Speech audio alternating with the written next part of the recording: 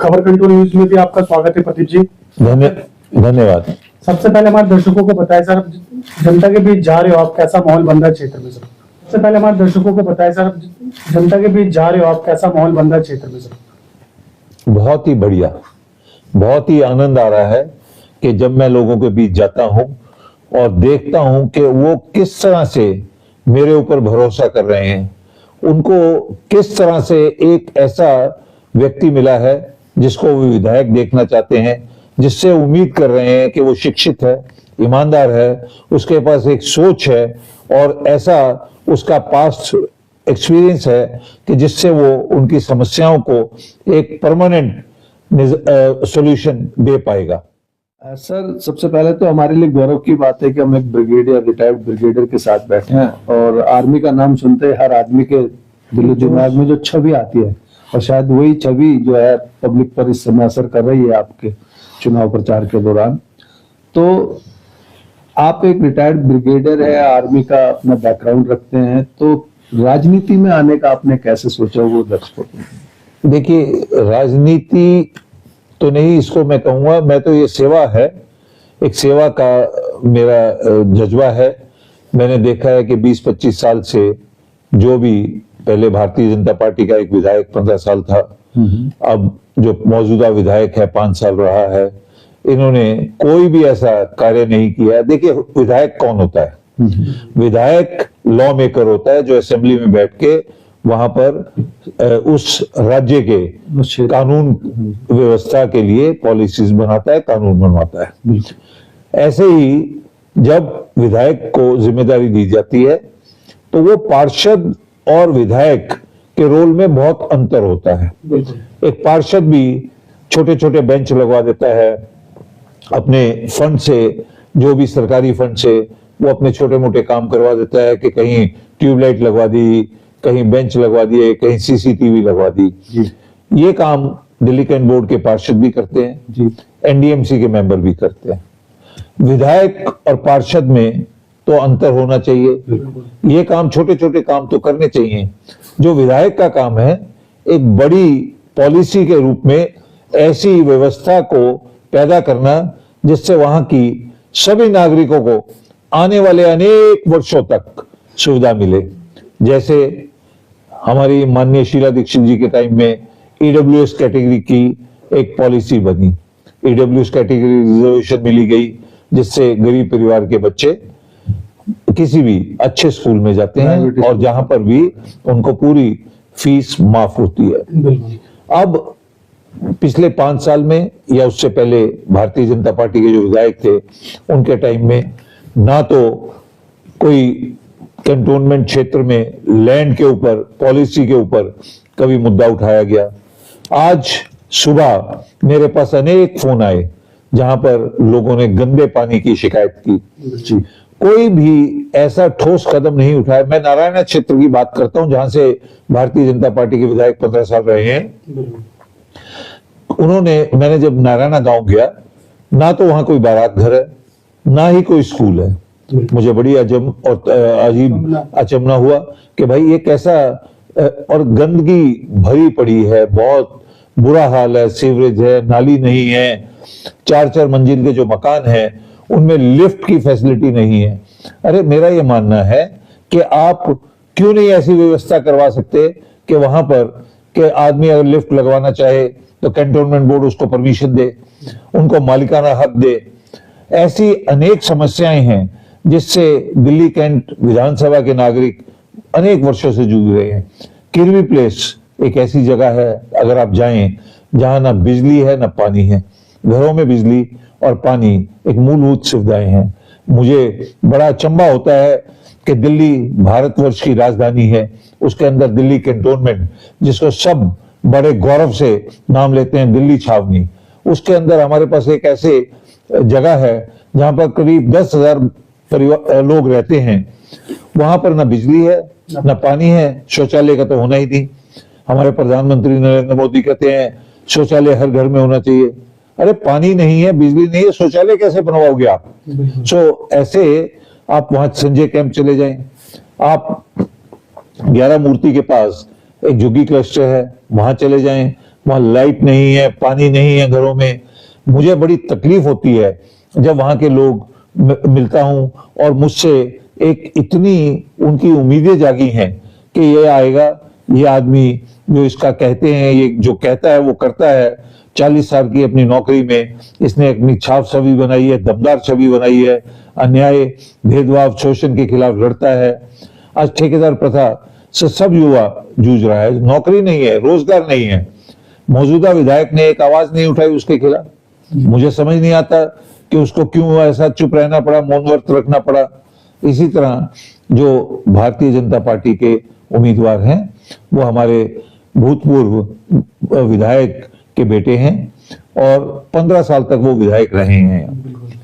तो मैं सिर्फ इसी बात पे एक मुद्दे पे लड़ रहा हूं कि जो इन्होंने पिछले 5 साल में काम किया है या भारतीय जनता पार्टी के उम्मीदवार ने, उनके पिताजी ने 15 साल में काम किया है, वो अपना बताएं कि यहाँ पर क्या पॉलिसी बनवाई है, लैंड के लिए उन्होंने क्या किया है, लीज प्रॉपर्टी के लिए क्या किया है, सीएफ प्रॉपर्टी का मालिकाना हक दिलवाने के लिए क्या किया है, गांव को सिविल एरिया नोटिफिकेशन के लिए क्या किया है, किरवी प्लेस में बिजली पानी शौचालय के लिए क्या किया है, संजय कैंप, विवेकानंद कैंप और अन्य कैंप के लिए क्या किया है, मोतीबाग, बाकी गवर्नमेंट फ्लैट्स में कि रेगुलर मेंटेनेंस हो, उनके यहाँ कोई दिक्कत ना हो, उसके लिए उन्होंने क्या किया है।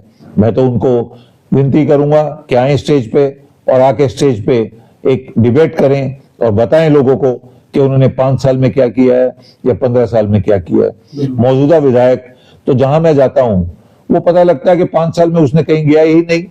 आज एक पर्चा उन्होंने निकाल रखा है जो मैंने 3-4 दिन पहले देखा है, जिसमें लिखा है कि मैंने 2 बेंच लगवाए, एलईडी लगवाई। अरे भाई, ये काम तो निगम पार्षद भी करता है। एमएलए फंड खत्म होना तो एक अनिवार्य प्रोसेस है जो 31 मार्च को आपको इंजीनियर्स या एम्प्लॉय बताता है कि साहब ये फंड खत्म करना है, इसमें ये काम कर लीजिए, वो काम कर लीजिए।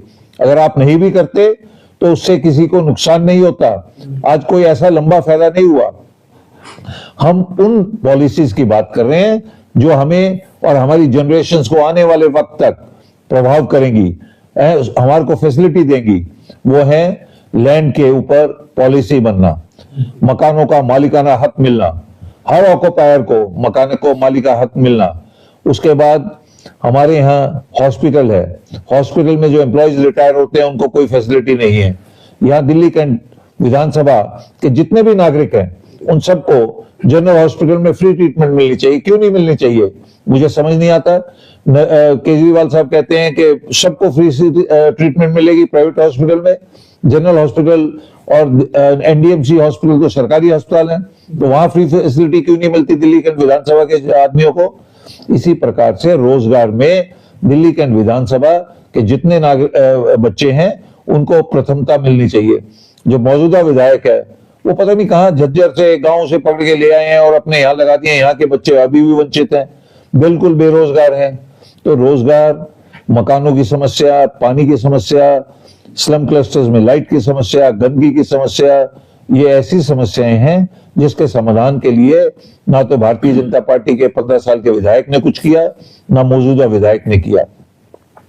कमांडो सुरेंद्र सिंह के वक्त में एक वहां पर बारात घर का नारायणा में उद्घाटन हुआ था।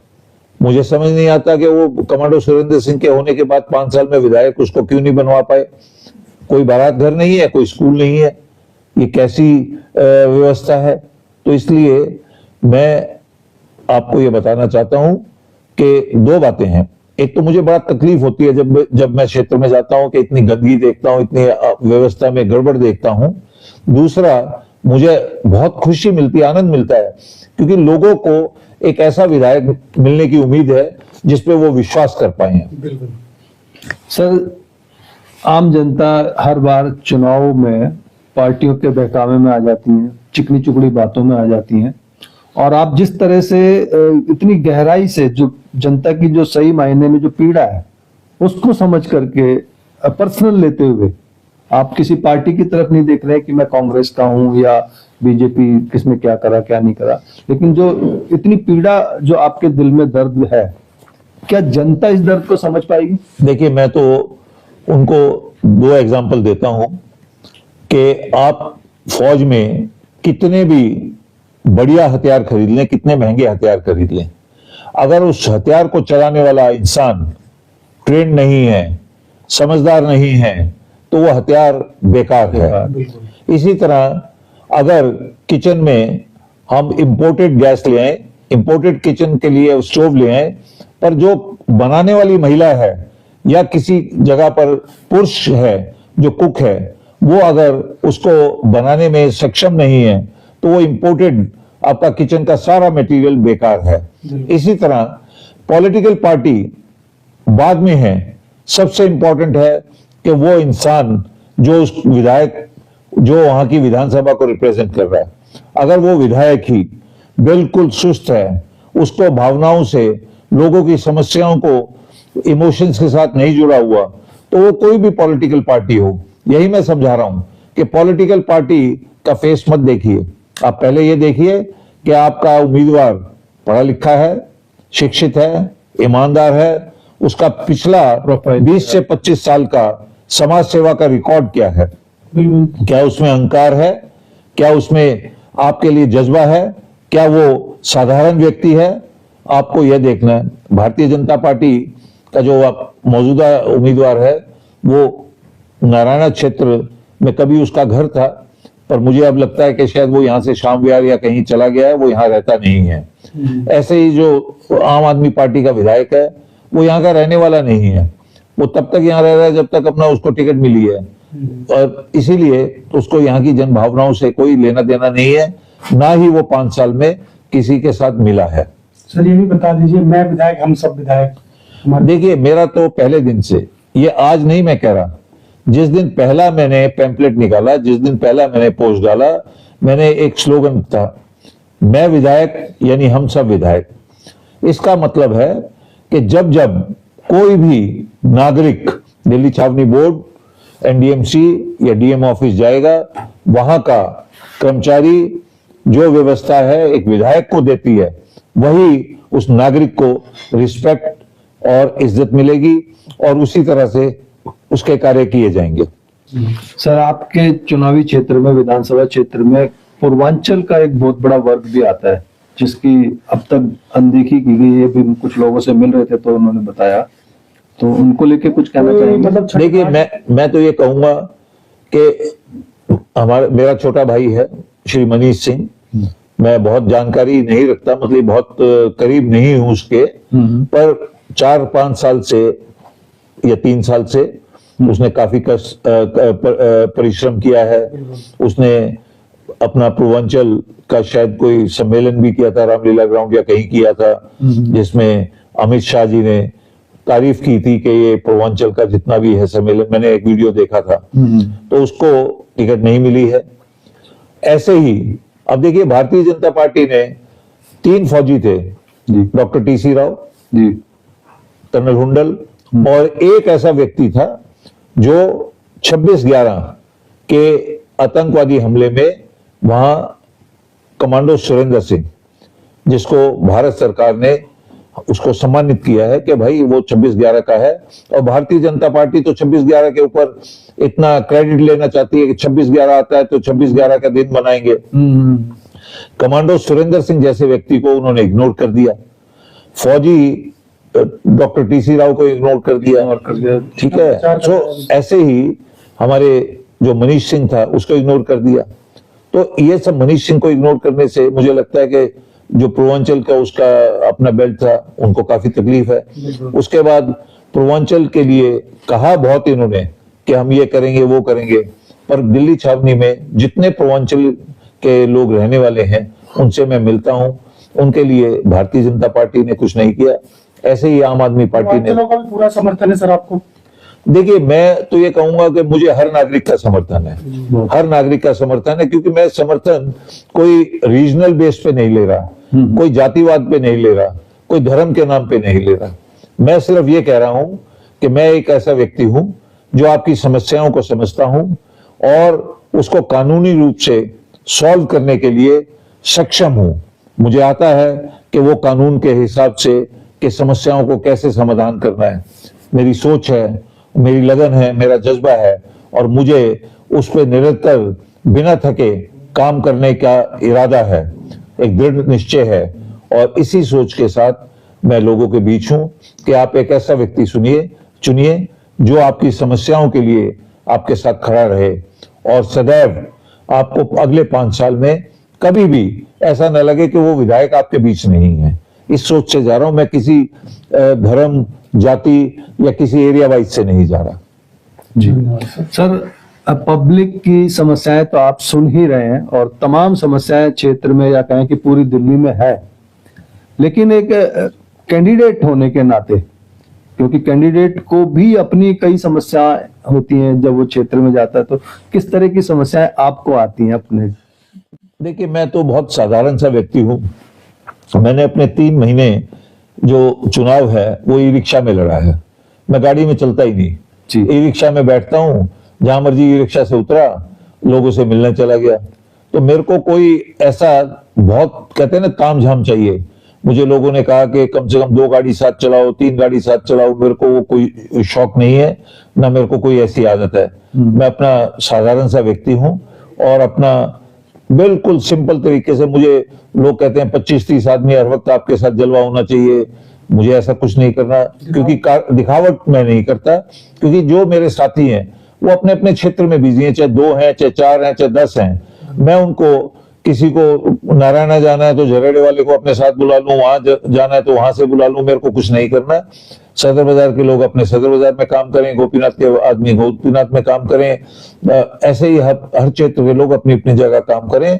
और मैं अपने एक आधे साथी के साथ सब क्षेत्र में घूमता हूं, मुझे कोई तकलीफ नहीं हो रही, और आनंद आ रहा है कि मैं लोगों के बीच जा रहा हूं, उनकी समस्याओं को समझ रहा हूं, और उनकी समस्याओं को निवारण करने के लिए और दृढ़ संकल्प ले रहा हूं। एक बात यहाँ पर मैं अपने दर्शकों से कहना चाहूंगा कि एक विधायक जैसा होना चाहिए वो खूबियां उपमन्यु जी में है, क्योंकि अभी जो इन्होंने हमें समय दिया था अपने व्यस्त कार्यक्रम को छोड़ करके, और अभी अकेले ऑटो में आ गए सिर्फ इसलिए कि हमें समय दिया है तो हमसे बात करने के लिए, एक बहुत बड़ी बात है। और मैं चाहूंगा कि ऐसे ही व्यक्ति को चुनना चाहिए जनता को, ताकि उनके 5 साल जो है उनके कामकाजों के लिए हो, और जिन उम्मीदों के साथ एक प्रतिनिधि चुना जाता है तो वो प्रतिनिधि उनका वैसा हो। तो मैं तो बस इतना ही कहूंगा कि एक ऐसे ही व्यक्ति को सपोर्ट करें, अपना पार्टी ना देखें, पार्टी से, राजनीति से ऊपर हट करके जब आप सोचेंगे, जब ऐसे व्यक्ति को मत देंगे अपना, तो जरूर कहीं ना कहीं बदलाव आएगा, और उस बदलाव की बहुत जरूरत है। मैं सिर्फ अंत में यही कहना चाहूंगा कि आप राजनेता नहीं चुन रहे मुझे चुन के, आप एक साथी को चुन रहे हैं, जो आपका साथी आपके साथ सदैव खड़ा रहेगा। जनहित मेरा प्रथम सोच है, और वो सदा रहेगी। जय हिंद, जय भारत। बहुत बहुत धन्यवाद सर, आपने समय निकाल कर हमसे बात की, शुक्रिया, धन्यवाद।